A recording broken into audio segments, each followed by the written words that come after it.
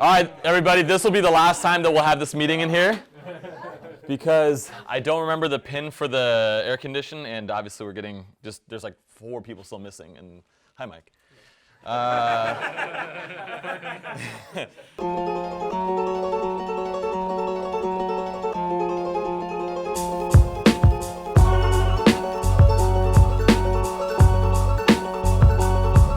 Real quick, we have a special guest. Anthony from Cheap Biz Class has been one of our clients for a really long time. Say hi.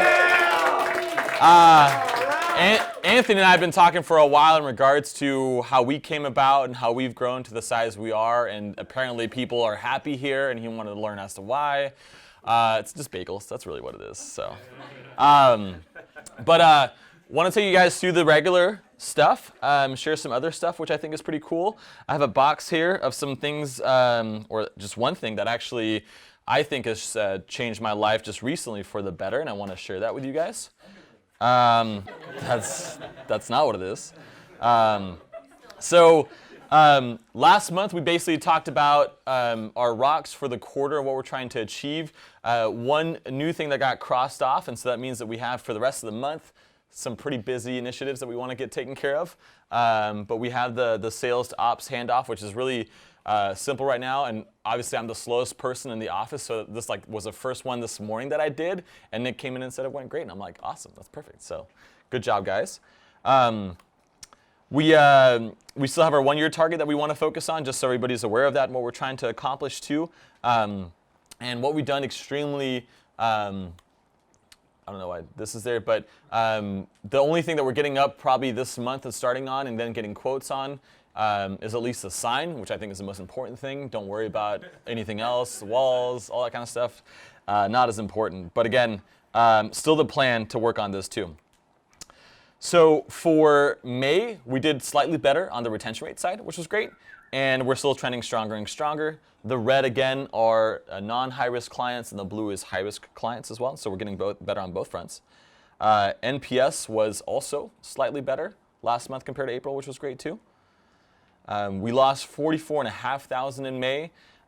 We closed 81,000. And the most important part of that was I was really not paying much attention to anything, which was really good. So round of applause to the sales team for that. We obviously did hit 750K, but we kind of dipped down a little bit right at the end of the month too. Gain and loss trend lines are getting better and better as well too. Kite is going public. We made $900. Yes. So our goal was to get 10 paying customers. We were just one shy, but also because I'm out of sales basically, so I get a little bit lax on that. No, but the interesting thing was Chris and I were talking, and we were basically saying we can do so much more. And Chris was like, don't give us so much more because we got to fix bugs and things like that too. So if we get a lot of clients and customers and then they don't like what they're using, then they're going to leave and probably have a hard time coming back. So basically our goal is to get 25 to 50 customers this month too. And again, get more feedback and things like that too. And we're also turning this into be part of the KB sales funnel. So any lead that comes through that is not even equipped to be a mini client is going to be shown the Kite way, and also being able to see in the screen share too what we're doing, which is something that Misty is doing and also Chris is doing too, which is awesome. The first Boost Sauce episodes are complete. Last month, Huddle, we said we were going to start recording them. Basically, that means the reason why it's taking so long is that we have like 3 guests per episode sometimes. And so we're trying to make it super, super thorough and get opinions from like 3 different people on a marketing topic at that time. And so we're trying to make that episode the best performing one, the most evergreen type of episode on content marketing, email marketing, LinkedIn ads, things like that too. We did a big undertaking on the blog side.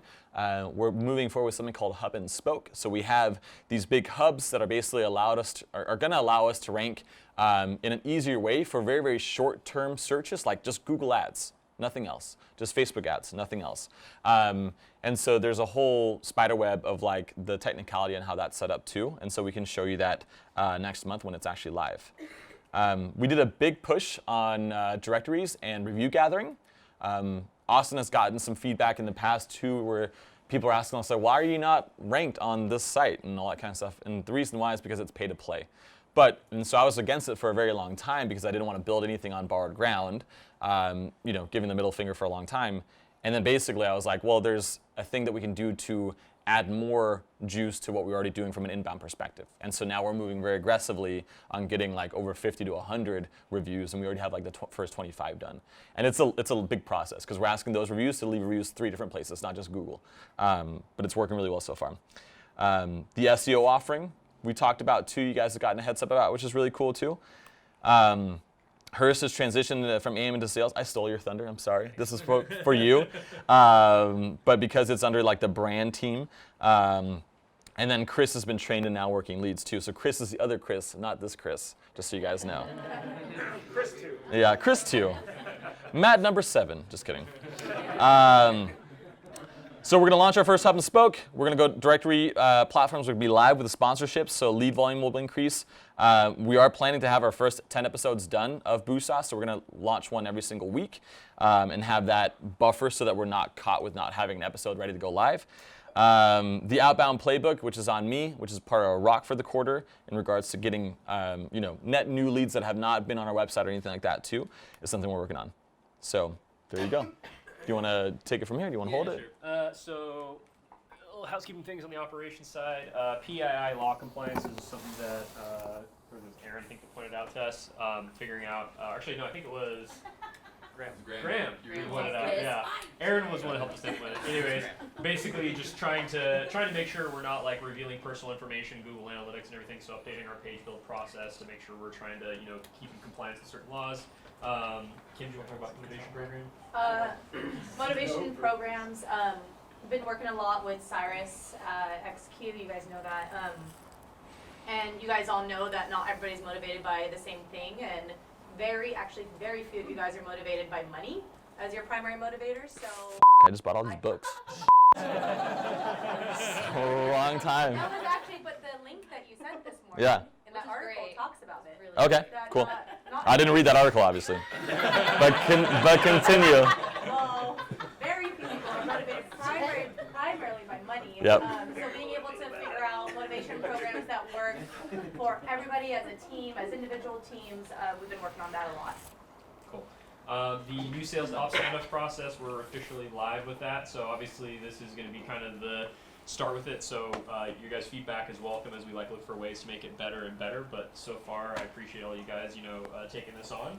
So we're really excited to see how this helps not only the sales team to be more effective and efficient and kind of improve their communication, but also to give the AM more of a chance to take ownership of these accounts. So we'll see how that goes. The PA team structure changes, something I feel like we've talked a lot about, but like we're done now. Dalton is in the brand team. We've got Dunsterville helping and that kind of doing the developer stuff, and we have Sarah helping us manage the whole process.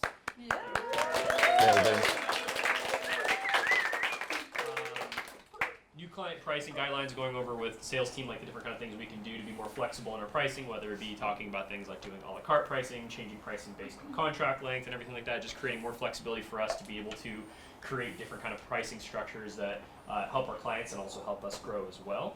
And then the last one on here is KB profit tracking, which is just basically I've been working with Jonathan to segment and classify all of our expenses, so I can say, this is stuff that's KlientBoost, this is stuff that's Kite, this is stuff that just Jonathan's just going crazy, and we're not going to count that.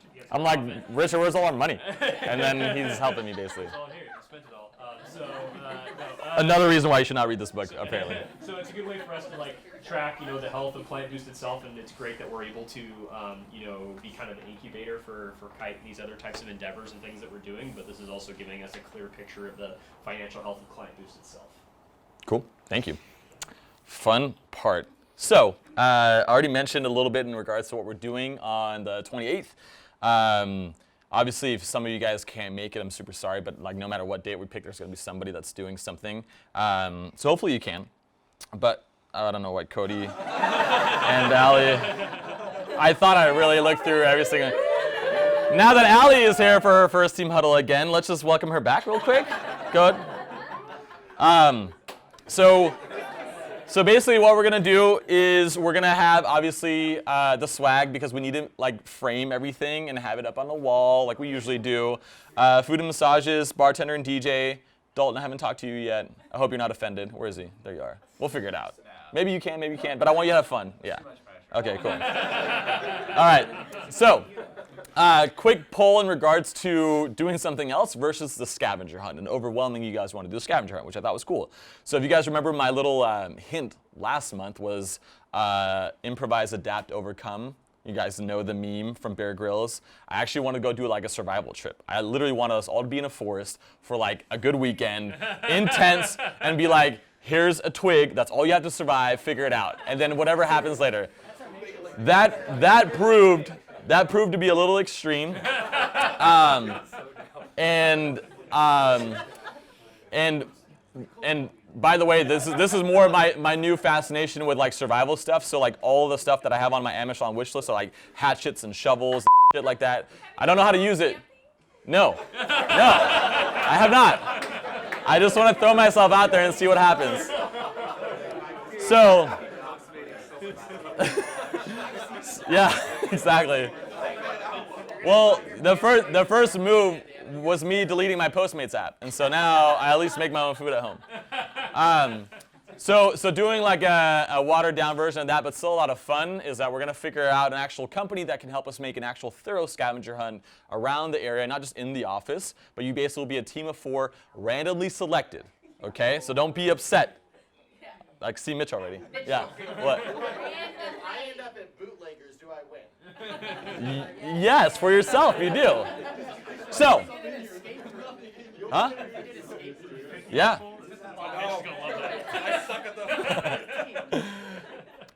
Yeah, no, potentially. So, anyways, we'll figure out the execution of the actual scavenger hunt, but the winning team gets, every person that is on that winning team gets a $2,500 vacation credit and an extra 4 days of PTO.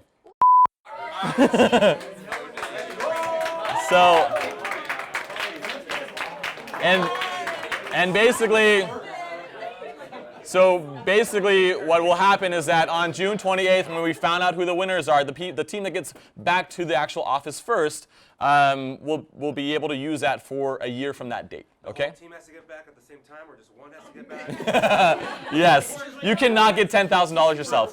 No, I'm just saying, like, you need just like a one. The whole team. It's a squad. It's a squad effort.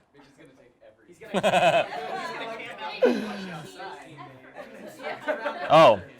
Here you go again. I didn't remove this. All right. So some of the things that that was a hint. It wasn't like anything for the scavenger hunt. So one of the things that I wanted to share with you guys. What the? All right. So some of the things that I've been very, very lucky with in regards to timing of everything. I went to high school with a grandson of John Wooden. Do you guys know who John Wooden is? He is a UCLA men's basketball coach in the past, there for 12 seasons, won 10 national championships. So a lot of things that he does and recommend. He came and spoke to us and things like that. One of my favorite quotes are the ones at the bottom, and I'm seeing more and more that the people that we have on the team are more around the values that we've set. And if you guys remember our values, I'm going to share those here in a second too. And basically, for a little while back, I read the book, The Happiness Advantage, which is this one right here. It's written by a Harvard professor named Sean Aker. It's the most popular class at Harvard in regards to what the arrival of fallacy is, meaning basically if you looked at the New York Times article I sent out, is that you think that you're going to be happy or proud of yourself or content once you hit some goal. The truth is we want to be able to figure out how do we be happy just during the progress, during the journey at all times. And then on the way back from the Spartan race, I bought this magazine. And I was like, I'm just really curious about that. And I read a little bit more about it. Obviously, I don't read a lot, which Kim pointed out. I'm joking. And a lot of the things basically are important. And the reason why I can speak on this is because I'm from Denmark. And Denmark is the happiest place on earth, not Disneyland. It's been proven again and again. We win a lot of times. So if you think about the components of happiness, and also the values of KlientBoost. We have a little bit few more values than we have in regards to components of happiness, but I feel like they all tie together very nicely. In regards to we have fun. We care a lot about our relationships. I think a lot of people can say that they would work here well, just one person, that was Cameron. He said, I would work here without any pay at all. And I'm like, wow, okay, why? Because we do a lot of things in regards to making it fun and also having the good relationships. We push ourselves. I think the people who are taking most advantage of the things that we can do in here are the people who are setting goals for themselves and want to make progress. I think Kim's a great example of that. I think Graham is a crazy example of that. All of you guys have crazy examples of what you're doing individually too. But then a really, really important part is in regards to the financial security. Meaning, like, you probably read studies that you only need to make like $75,000 and anything above that is not that important. I disagree. I would like to be able to figure out how do I have a plan B, C, D, E, and F. And because of that, oh, sorry, let me skip this. Because of that, and what we're doing too is I think the components of what we care about to make us happy are already set in our foundation of what we do here too. Oops. That was supposed to be there. I'm bummed that Austin isn't here. I know. So how can I help you guys make more money beyond promotions, beyond making more money from a salary perspective, a commission perspective here too? And this is partly because of conversations I've had with Mitch in regards to what he's curious about, real estate investing, in regards to Nick too, that we've talked about too. And I said some stupid things that weren't correct, and Nick was like, that's not right. And I'm like, you're right. I need to do some more research. But also, how can we also get more time? Because the two resources that we have, most importantly, obviously time being number one and money being the second. And money, while people say it doesn't buy happiness, it kind of does, because it gives you a lot of freedom. It gives you a lot of opportunity for choice. And what I'm about to share is kind of counterintuitive in the fact that, like, I want you to retire early. I want you to be able to actually leave KlientBoost faster if you want to, but also be scared that I also want to retire early. So I might depart even quicker. Just kidding. So I bought a copy, if you guys don't mind passing these out. I bought a copy of a book that basically I read even faster than I read Harry Potter, and that was like the best, book I've had to date so far. And what it basically teaches you in a very, very simple manner is how you set yourself up to be able to achieve your financial goals. The biggest thing that I think, well, I'll wait till everybody's done.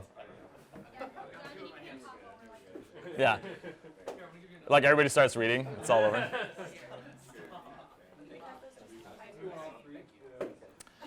Now I chatted with Tyler Maybury. I chatted with Cody, and we had conversations of like us really not knowing too much about investing and how we set ourselves up for future success too.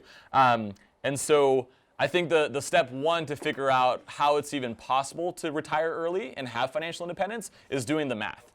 So this book basically gives like a framework for figuring out, well, if you wanted to be a family and say that you want to live off $10,000 of income every month, you want to basically make $120,000.